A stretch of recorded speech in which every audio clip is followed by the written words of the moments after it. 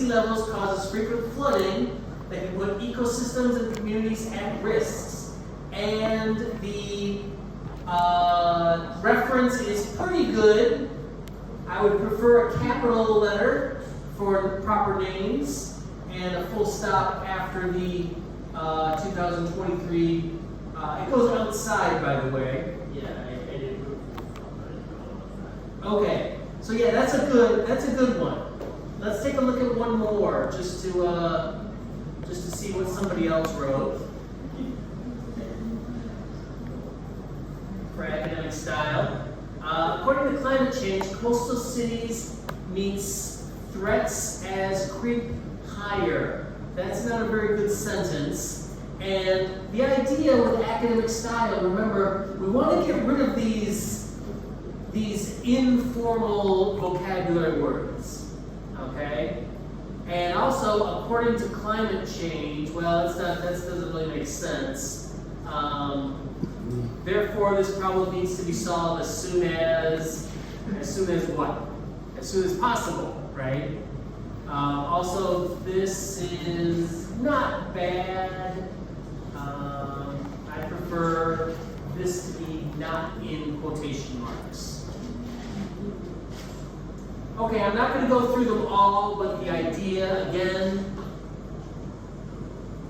try to change active to passive sentences, and try to make the vocabulary more academic when you can. Take a look at just one more before we move on. According to climate change, coastal cities face, again, what's this according to climate change? Many of you wrote that. Oh, I see, due to climate change. According to, we use with what somebody said, okay? According to Einstein, or according to Jones, whatever. But this means because of climate change. Coastal cities face threats, especially higher creep. Get rid of that word creep. It means rise. Okay, but this is correct. So you would get some points. You would not get a 0. You'd still get some points. Let's stay with root for the cause and effect. Chinese travelers are looking for more unique travel experiences. Affect the number of group looking to Thailand has rapidly decreased. Not a good sentence.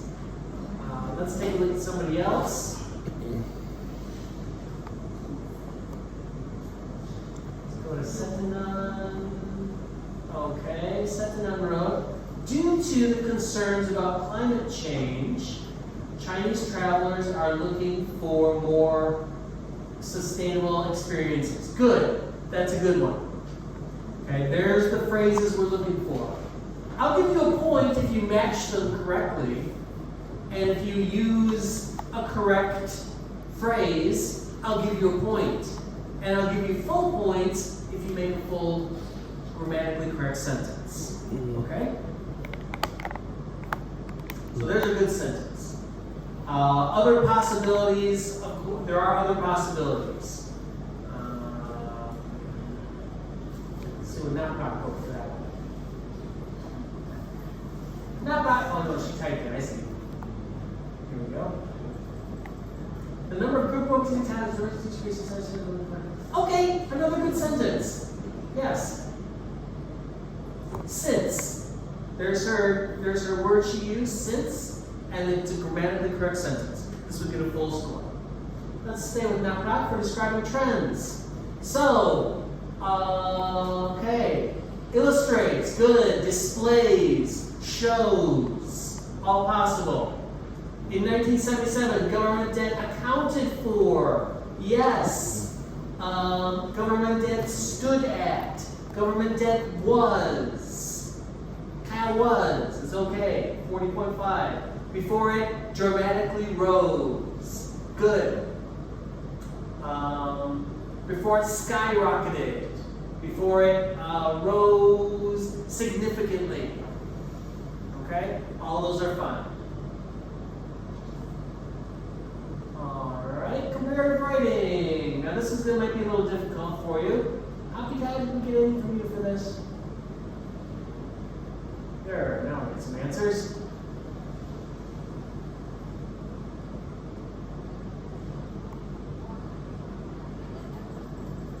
Okay, so part one, here's our introduction. Well, here's our introduction. And now we got in 2003. So we're missing 2 paragraphs actually. We got 2003, but now we need 2013. So you might begin the next one in contrast. In 2013, okay, Masabita wrote compared to 2013. Good. Significant decline to 5% has been observed. Fine. Coincides with employment across various sectors. Good. Good. This is a good paragraph. I like it. I asked you to write 3 or 4 sentences. I would probably ask you to also write 1 sentence for a conclusion. Okay? Overall, we've seen something. Okay, this graph shows us overall. But that's a good sentence, you get a good score there. Let's look at one more from, I'll go back to Med 10 for this one.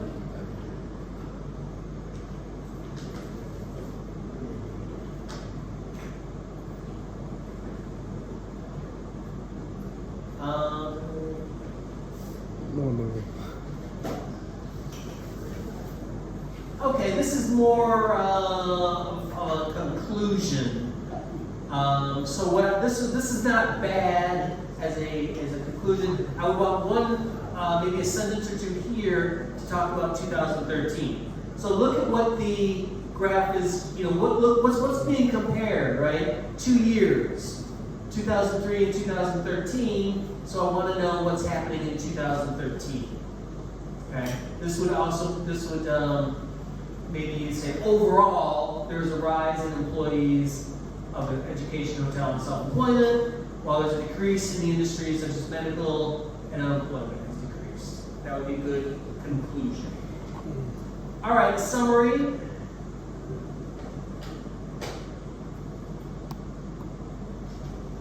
Fine. Let's look at one more.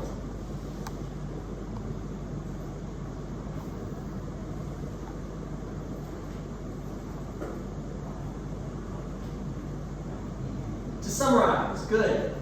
The comparison of American development shift in the industry, unemployment drop down from work. Okay, fine.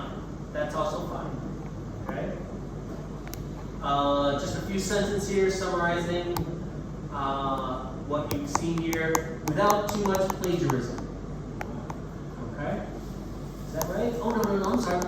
Oh, you didn't do the summary right. You did this. Okay, well, I'll just say that this is the concluding sentence. You should have a little bit of information about 2013. So let me go to another one. I'm looking at the summary writing.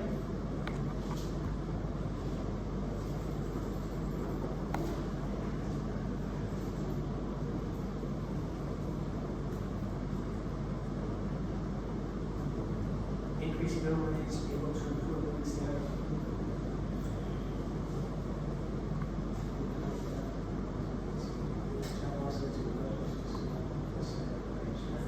Okay, that's not bad. Grammar, not perfect.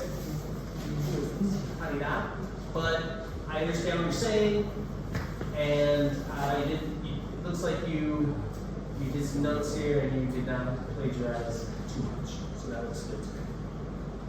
Okay, does anybody want me to look at what you did?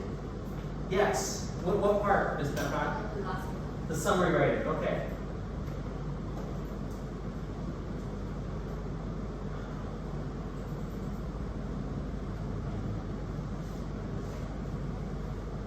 Ooh.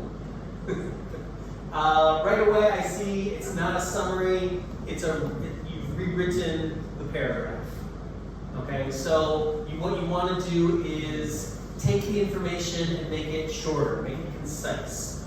Okay, read the instructions. If it says 2 or 3 sentences, be sure to write 2 or 3 sentences. Okay, I think in the exam it might be 4 or 5 sentences. I can't remember. But yeah, this is just too long for a summary. It looks good, but it looks too long. Okay? So remember, just get the main ideas. Oh, you actually wrote some additional information as well. I don't know where you got that information, it's not rock, but yeah, this is not a correct summary. Okay? Say again? I thought you said to write an essay. You are writing an essay, but you're using this information in your essay. So you wanna say, for example, according to Smith and Johnson, 2023, and then write 2 or 3 sentences summarizing, paraphrasing, just shortening what they say. Anybody else want me to take a look at what you've done to tell you if you've done it right or wrong?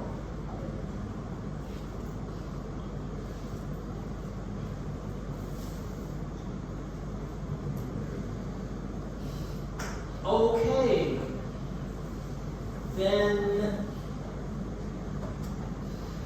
once again, this is your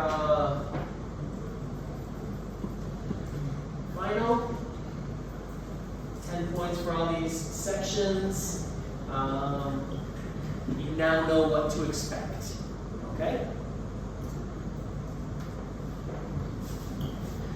And just before you go, you don't need to send anything more to the Google Classroom. Turn in your group project here, turn it in. And just to remind you,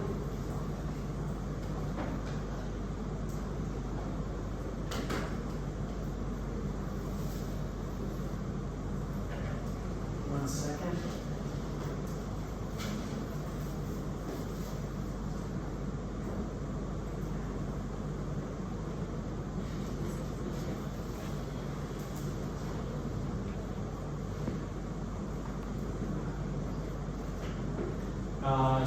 This isn't to embarrass you, but just to show you, when I do look at it, here's the AI score right here. And this says, it's probably hard for you to see. I can't get it any bigger.